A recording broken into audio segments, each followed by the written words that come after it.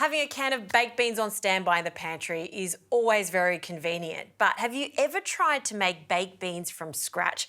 I guarantee you they taste so much better. So I'm going to show you my version. It's got a few tweaks on the original baked bean recipe, and I'm going to use dried beans. Now, dried beans are readily available from all your supermarkets. You can also get them from health food stores. Now, these are haricot beans. They're also called navy beans when you're searching for them. They're the smallest in the white bean family and the ones that are used in canned baked beans. They're creamy, they're nutty, they're delicious, and they don't take long at all to cook. These have been soaked overnight and they have swelled slightly. You want to soak them overnight just to speed up the cooking process. I've drained off the water and now they can go into a couple of litres of water. So you want enough water to cover these beans. So they go in. That's 2 cups of dried beans. To that, I'm going to add 2 bay leaves, and that's it at this stage. The heat goes on, starting on a high heat. Bring it up to the boil, then turn it down to a low heat. Lid goes on, and you want to cook these beans for about an hour and a half or until they're super tender and creamy.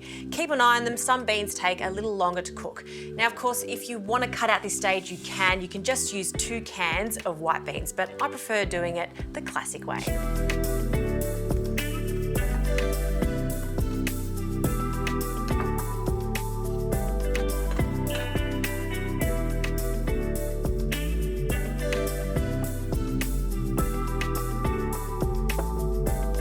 The beans have been cooking for an hour and a half. They're super creamy. You know they're ready when you can grab a bean and just squish it between your fingers. That is just right. Now to give this some extra flavour. So in the same pot, I've just rinsed it out. Turn this onto a really low heat, and then I'm going to add some pancetta. Now you can see there's lovely fat on this pancetta, and that is going to give our beans a really nice sort of savoury flavour. So I haven't added any oil. I just want a tiny splash of oil just to ensure that doesn't stick. And then we'll render the fat out for a few minutes.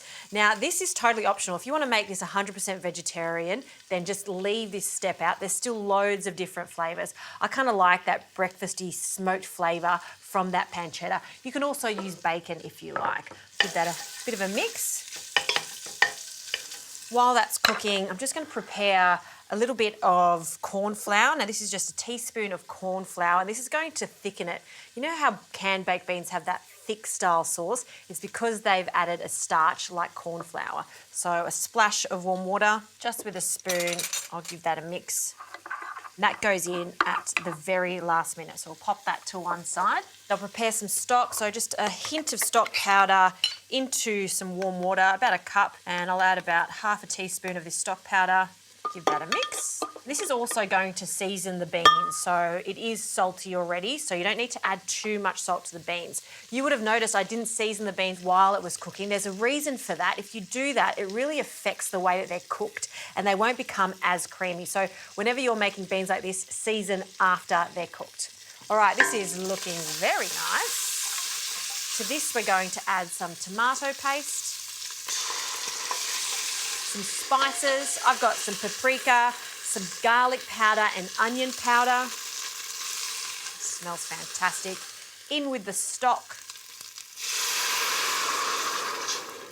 Just use your wooden spoon to scrape the bottom of the pan, any of those caramelised bits we want to detach. I've also reserved some of the cooking liquid. This liquid is delicious. In fact, I never throw this. I keep it in my freezer. Whenever you want to make a soup, this just makes your soup even better. It also helps thicken our sauce for our baked beans. So I'm going to add a good splash of that into here, about 3/4 of a cup. We'll just mix that together. A few other ingredients, some vinegar and some Worcestershire sauce.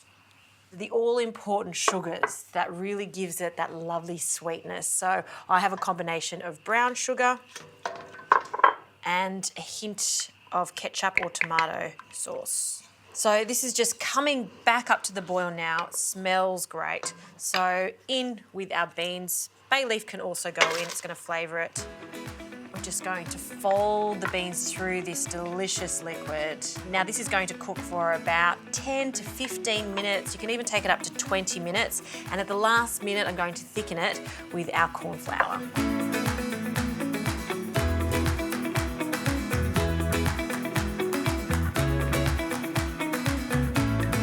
All right, this is looking really good. It's reduced slightly. I do want this sauce to be thicker, so that's why we add our corn flour now. I'm just going to give that one quick stir just so it blends in with our water, and then in it goes. You want to add your corn flour when this is simmering or gently boiling like this, just so it thickens up really quickly. And you can see straight away it turns into this velvety, glossy sauce and really brings everything together. That is perfect. So heat can go off, and you can't have baked beans without some buttered toast. So I've got some sourdough. I like to use some salted butter for this. I just love salted butter on my bread, and I've just softened it slightly, and lashings of butter for this.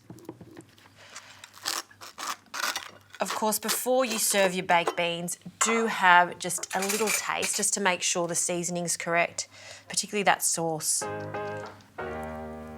Oh, you can't compare the taste. It just tastes so much better. That slight smokiness from the pancetta, the sweetness there, the Worcestershire sauce, I just love it.